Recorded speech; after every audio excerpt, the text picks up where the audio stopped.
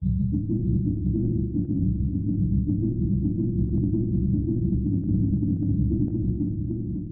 we did this performance for climate change, I was actually surprised by the number of people that they came and surprised by the number of people that actually got engaged after the performance.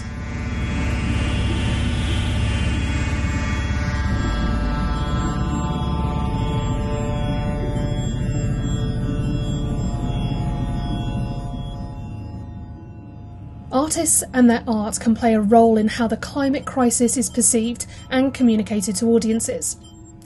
This series of Artists' Ideas Now is talking to artists from Egypt and of Egyptian heritage about the climate crisis and the issues and narratives that interweave with it. I'm Laura Marie Brown, creative producer at Liverpool Arab Arts Festival and host of this series. Hazem Header is a contemporary dancer and choreographer who creates and performs original work worldwide, as well as in their home city of Cairo. Hazem is the founder of NÜT Dance Company, as well as the Breaking Walls Festival, whose latest edition focused on art in the age of climate change.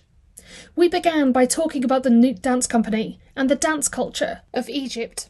The Egyptian culture is a dancing culture in general, but it's fading since the 50s for political reasons and for this when the government decided to choose the right way, going with the Saudis' traditions and the Islamic traditions. So the dancing culture has been fading since, but still the Egyptian culture is a dancing culture, and this is what we are trying with NÜT to get it back. Just like hey, do you remember? We're still dancing.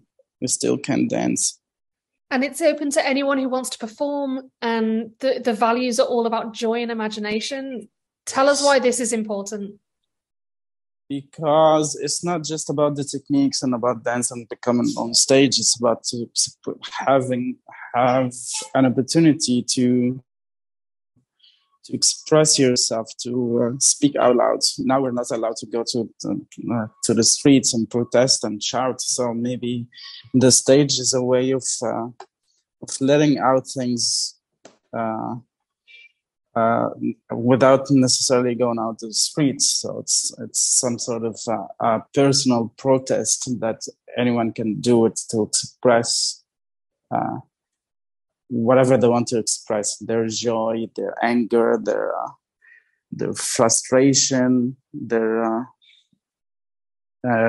faith, their beliefs. It depends from one to another. And you founded Breaking the Wall Festival, which kind of uses site-specific and outdoor performance spaces.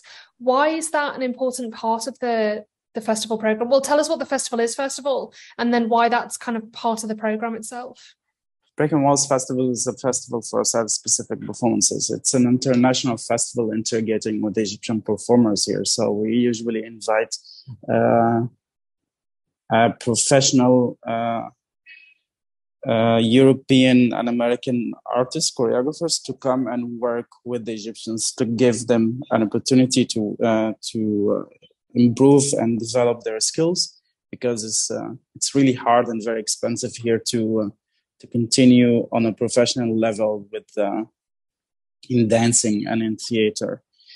And it's site specific, so we basically take over anything that is possible that to do or any location to do a performance at. So a faluka in the middle of the night, a cafe in Islamic Cairo, or sometimes galleries and apartment, and just like walking around the city, going from building to building to see a small performance, and just like an expedition like a touristic tours, but with art. So it's that sense of discovery for the audience as well, of finding places they might not know about, or changing their perception of spaces as well. Yeah, exactly. Because Cairo is a very fast city, and everyone is just like, for me, it's just like everyone is looking down and just like running their ways to their jobs or to their homes, and that's it. And they don't have the chance to, or they don't give themselves the chance to have a look on a certain building, have a look on a certain yard, have a look that they might be passing by every single day without knowing that this is actually a piece of art, I mean architecture, or this nature is actually exists inside the city. How do you choose the spaces? Because, you know, Cairo is a place where there's so much development happening all the time. What's the selection process of the spaces that you want to use and perform in? We try to get places that very, very unique, have an historical stories behind it. Not too much with the modern stuff, but sometimes we also include modern building, but we mainly get into the locations and the buildings that has a history, has an artistic way of architecture also, because people don't see that. Now the modern buildings are just like, I don't know, metal boxes, and to be honest, completely ugly, and it's not artistically challenging for us, unlike the old buildings and the architecture of the old Cairo, and even Islamic Cairo and Coptic Cairo around the Nile. All of the things that it is actually the base of Cairo for us is more interesting to remind people of how things, even building a house building or a landscape, was actually done artistically before than how it's been done right now in building things, just like putting a middle gray building in the middle of nowhere, and that's it.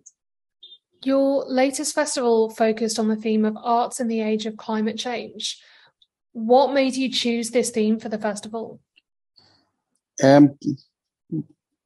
Personally, the festival itself, we usually every year we choose a topic to talk about and to focus on, to just raise awareness. And personally, I have a problem, not a problem, I have a concern to what is happening to the city here, because they cut a lot of trees, and there's been huge massacres and for trees in a lot of neighborhoods just to build a new bridge, or just like to widen and add a new lane in the street. Just like the easy thing, just like take off these trees, and some trees are actually older than other countries. So can you imagine? So personally, it was it's something that I want to talk about, and I know a lot of people want to talk about, and they can't talk about it because it might cause problems. And also, it's not culturally aware enough that we should take care of the climate. We're not there yet. I mean, the Egyptian society. It's because here we live in a society that everything has been taken care of with the government. So just like if they're taking a lot of people think they're taking a couple of trees out of the streets, so this is for the good of them. Anyway, it's so they never think of the trees, but at the same time, it's like these trees almost as old as a lot of us, and we pass by it every day. We've witnessed some memories with these trees, and some landmarks in everyone's path. Sometimes it's linked with the trees. So personally, I have this, and they cut some of my favorite trees, and I was just like, thank you. Bye bye my memories. So when you were programming the festival with this theme in mind, how did you choose the spaces that you were going to perform in? And what spaces were you performing in? Was it places that were linked to that kind of loss of memory and of that kind of destruction in the public realm? I'm trying to do this, but it's really, really hard to get the permission for this because we have a lot of censorship and a lot of restriction coming out of the government, especially if you're an independent artist and independent festival. So what we do, we just choose a semi-public and private locations that we can actually manage to do the performance there without being interrupted from the government or being censorship or having to have the permissions to do it. It's just like do it, because sometimes if I want to go to a public garden and they change completely the source of it, and or a place where has been huge massacre of trees, and I wanted to put, which I really would love to do this is the idea, just like to put the performance in a place where this has actually happened. But it might be so difficult because it's really in a public space and I might not get the permissions, but we're trying. So the performances we did before, it was in culture center. It was actually at the Italian Culture Institute, and it was on the roof of it. And another one was at Guta, and another one was another open space called Startup House that we usually use for the performances. As part of the festival, you created a solo dance performance that was about, themes of the past and ongoing crimes against nature. Tell us about that piece. I basically tried to put myself in a place of a tree. If you want to know someone, you have to walk in their shoes. So I put myself in the tree's shoe and try to simulate how things passing by the trees and how time passed by a tree till actually someone come and cut it off out of nowhere just because they don't want it there anymore in this location. And this piece is planned to be a much bigger piece with from 10 to 20 dancers, hopefully, if we get the production.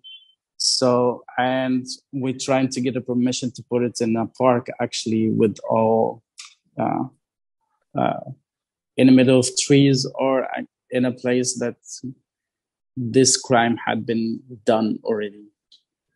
How does the audience respond to it? They actually loved this, and there was a lot of people. I was totally surprised because this is the first time I can understand people coming when we do things for LGBTQ or gender-based violence or personal and social aspects. But when we did this performance for climate change, I was actually surprised by the number of people that they came, and surprised by the number of people that actually got engaged after the performance and waiting for the big production to be done to see it and watch it. And after the performance, we had a little bit of discussion, and at least 90% of the audience stayed till the end. So they stayed till another 2 hours, I think, just discussion. And this is usually doesn't happen that much. I was really, really surprised, to be honest.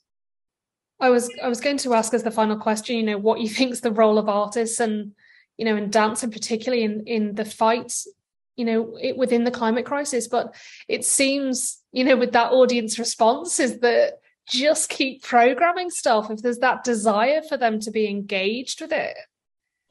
Yeah, we're trying, because actually we don't want this kind of this topic especially not to be just one-time thing. We wanted to at least have it almost every year, to have something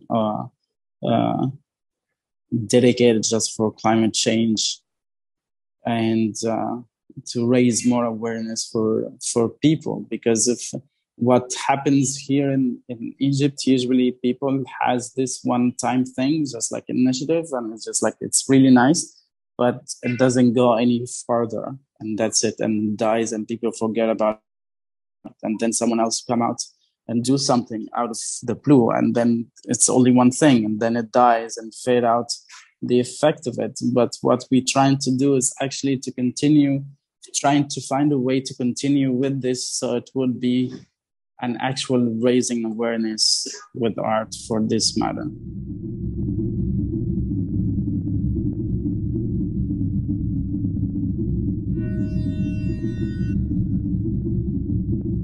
Artists' Ideas Now is produced by Liverpool Arab Arts Festival in collaboration with Artists on the Front Line. This series was supported by The Space and Arts Council England, with funding from the National Lottery. The producers are Laura Marie Brown and Zoe Lafferty. Executive producer is Sarah Fortescue.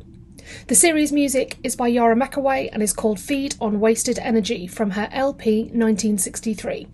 For more information on this series and to find out more about each of the artists featured, go to arabartsfestival.com and explore the reading list for each episode.